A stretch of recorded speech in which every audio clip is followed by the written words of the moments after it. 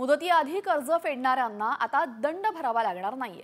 त्यामुळे आता floating rate loan घेणाऱ्यांना दिलासा मिळणार आहे।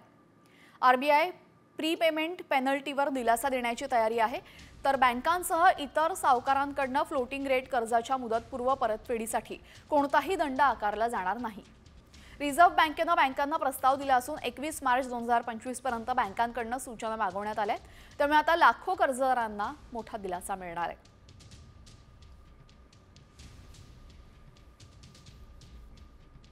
तर आता मुदतीआधी कर्ज फेडल्यास दंड लागणार नाही।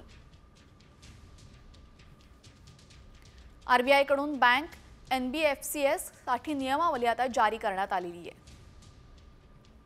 फ्लोटिंग रेट लोन घेणाऱ्यांसाठी हा मोठा दिलासा मानला जातोय। मिनिमम लॉक इन पिरियड मध्ये बंधनकारक नाही। आपल्याला हवं त्यावेळेस आपण लोन फेडू शकतो।